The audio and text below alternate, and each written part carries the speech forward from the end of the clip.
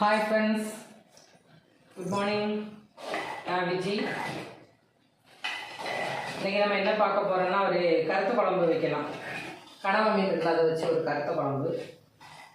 சோறு வெந்துக்கிட்டு இருக்கு. இந்த சட்டியில் வந்து நான் எண்ணெய் காய வச்சுருக்கேன்.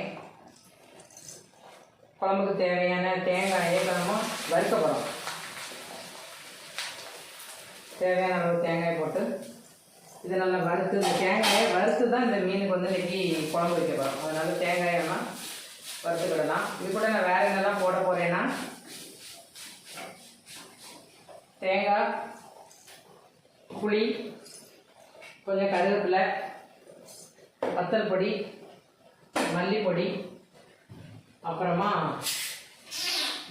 மிளகு, அப்புறமா மஞ்சள் பொடி. இது இவ்வளோ தான் இன்றைக்கி நம்ம போட போகிறோம். தேங்காய் இந்த அளவுக்கு வறுத்தாச்சு. இப்போ இதில் கொஞ்சம் கருவேப்பிலையை கழுவி போட்டு இது கூட வதக்கலாம்.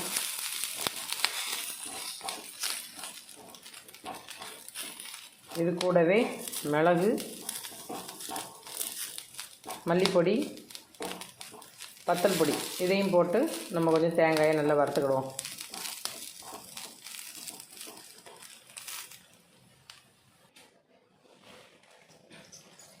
இப்போ தேங்காய் நல்லா வறுத்தாச்சு. நான் ஸ்டவ் ஆஃப் பண்ணிட்டேன். வறுத்ததுனால கொஞ்சம் கமருது. கூடவே கொஞ்சம் மஞ்சள் பொடி போட்டு இந்த தேங்காயை ஆற வச்சுருவோம்.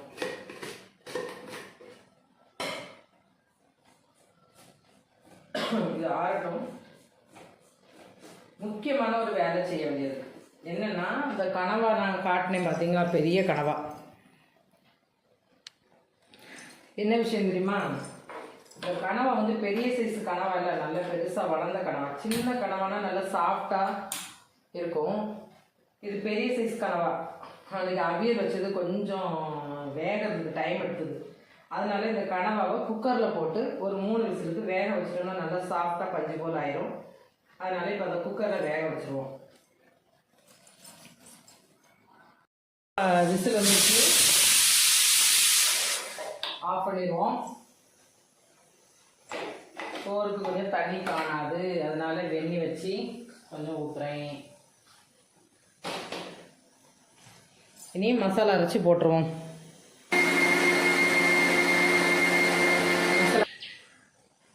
பாருங்கள், இந்த அளவுக்கு மசாலா அரைச்சிக்கணும். மையா இதை விட நல்லா மையா அரைக்கலாம். நான் அந்த அளவுக்கு அரைச்சிருக்கேன். இதை நம்ம இப்போ மீன் வைக்க போகிற பாத்திரத்தில் ஊற்றி மசாலா ரெடி பண்ணிடுவோம்.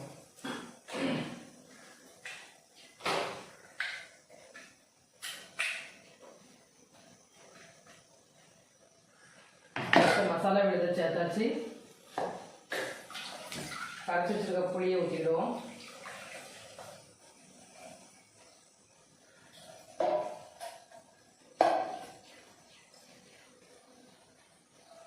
நறுக்கி வச்சுருக்க தக்காளி போட்டுருவோம். மிளகாய் போட்டுருவோம். இந்த கருவேப்பிலை போட்டுருவோம்.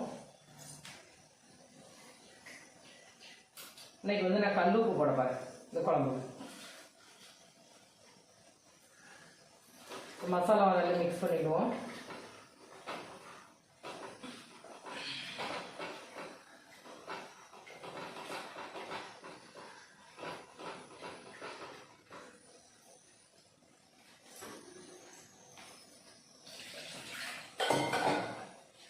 அப்புறம் நம்ம எப்போதும் செய்கிற மாதிரி நம்ம கையையும் மிக்ஸி ஜாரையும் கழுவி உள்ளே ஊற்றிடலாம். நம்ம கை இந்த குழம்புல எந்த அளவுக்கு மிக்ஸ் ஆகுதோ அந்த அளவுக்கு இந்த குழம்பு நல்லா டேஸ்ட்டாக இருக்கும். அதனால் கையை கழுவி கழுவி கழுவி கழுவி ஊற்றி கலக்குன்னு சொல்லி கலக்கிடலாம். அப்புறமா உப்பு உரப்பு பார்த்துருவோம். உப்பு உரப்பு புளிப்பெல்லாம் குழம்புக்கு எப்படி இருக்குன்னு.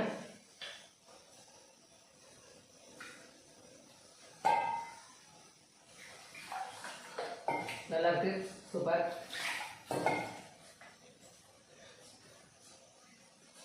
ரெண்டு உப்பு மட்டும் குறைவா இருக்கு, போட்டுவிடுவோம். இப்போ அவிச்சு வச்சிருக்க மீன் எடுத்து இது கூட மிக்ஸ் பண்ணி சேர்த்துடலாம். பாருங்கள், மீனை கூட்டி வச்சாச்சு. அடுப்பு பற்ற வச்சு கொதிக்க வச்சுட்டேன். ஏன்னா ஏற்கனவே எங்கள் கனவா வெந்துட்டுருக்கிறதுனால இதை நம்ம கொஞ்சம் கொதிக்க வச்சுட்டு அது வந்து விசில் அந்த ப்ரெஷரெல்லாம் இறங்கின பிறகு நம்ம அதை எடுத்து இதில் மிக்ஸ் பண்ணிக்கலாம்.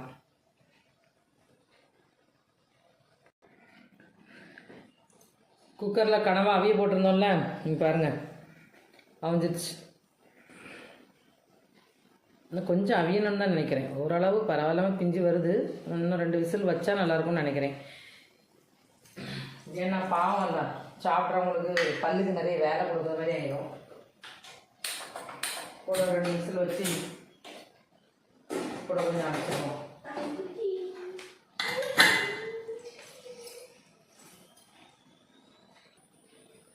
இங்கே பாருங்களேன் எங்கள் பவியை. இப்போ அவிச்சு வச்சுருக்க மீன் எடுத்து இது கூட மிக்ஸ் பண்ணி சேர்த்துடலாம். பாருங்கள், மீனை கூட்டி வச்சாச்சு. அடுப்பு பற்ற வச்சு கொதிக்க வச்சுட்டேன். ஏன்னா ஏற்கனவே எங்கள் கனவா வெந்துட்டுருக்கிறதுனால இதை நம்ம கொஞ்சம் கொதிக்க வச்சுட்டு அது வந்து விசில் அந்த ப்ரெஷரெல்லாம் இறங்கின பிறகு நம்ம அதை எடுத்து இதில் மிக்ஸ் பண்ணிக்கலாம்.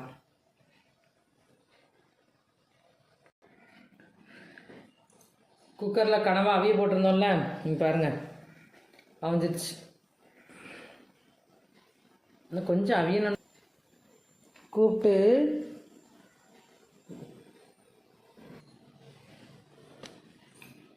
வந்துட்டு படி.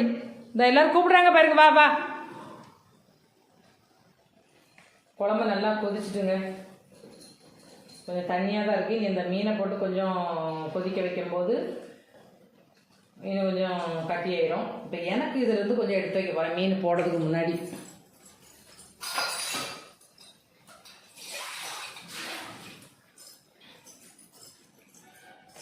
ஏன்னா எனக்கு மீன் வேண்டாம்ல, அதனால் எனக்கு கொஞ்சம் எடுத்து வச்சுடுவோம்.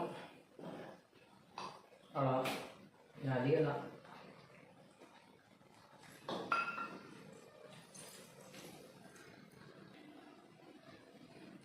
பாருங்கள், தெரியுதா? நல்லா அவிஞ்சிருச்சு, பஞ்சு போல் அப்படி சூப்பராக அவிஞ்சிட்டு இதை இப்போ நம்ம குழம்புல போட்டுடலாம். போட்டு கொஞ்சம் நல்லா கொதிக்க வச்சுருவோம்.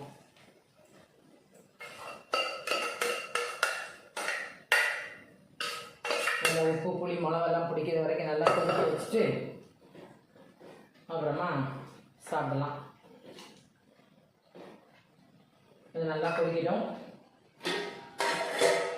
நான் வந்து அந்த மீதி மீனை வந்து பொரிக்கிறதுக்கு உப்பு மாவு மஞ்சள் பொடி போட்டு தடவி வச்சுருக்கேன். நாங்கள் இவ்வளோ தான் போடுவோம் பொரிக்கிறதுக்கு. இந்த வீட்டில் எல்லா இடமுமே கொஞ்சம் கருப்பாக தான் இருக்கும் பாருங்கள். ஸ்டவ்வும் கருப்பு, கவுண்டர் டாப்பும் கருப்பு.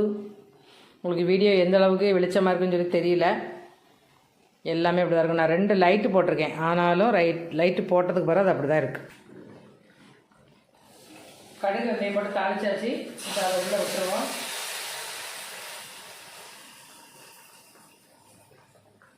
மீன் குழம்பு ரெடி, கருத்த குழம்பு ரெடி. இன்னைக்கு வந்து கனவா மீன் போட்டு கருத்த குழம்பு தான் ரெடி பண்ணியிருக்கோம்.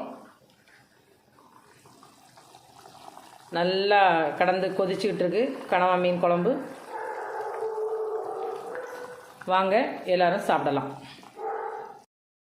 ரெடி ஆயிடுச்சு. ஆவி பறக்க கனவா மீன் குழம்பு ரெடி ஆயிடுச்சு. ஆவி பறக்க சாப்பிட வாங்க, சேர்ந்து சாப்பிடுவோம். மத்தியானம் சமையல் வேலையை முடிச்சாச்சு. பாத்திரம்லாம் கழுவி போட்டு சூப்பராக நீட்டாக்கியாச்சு. சிங்க்கெல்லாம் குழம்பு, கை கத்தல் அரிசி மண்பானை சோறு, மாம்பழம், பொரிச்ச மீன். சாப்பிட வாங்க. ரிவ்யூ பார்த்துருவோமா? அம்மாட்ட கேட்போம். கனவா மீன் எப்படி இருக்குது, மாம்பழம் எப்படி இருக்குது, எப்படிமா இருக்குது? மாம்பழம் நல்லா டேஸ்ட்டாக இருக்குது. கனவா மீன் தீயல் சூப்பராக இருக்குது. கருத்த கறி. கருத்த கறியா? ஆமாம், தீயல் கருத்த கறி. கனவா நல்லா அவிஞ்சிருக்கா? நல்லா இருக்குது. உப்பு மிளவெல்லாம் எப்படி இருக்குது? சூப்பராக இருக்குது. சரி, கரெக்டாக இருக்குது. எல்லாம் கரெக்டாக இருக்கா? வாங்க சாப்பிடலாம். வணக்கம் கிடையாது, சத்தமாக சொல்லு. வாங்க சாப்பிடலாம். இங்கே பார்த்து சொல்லு. வாங்க சாப்பிடலாம்.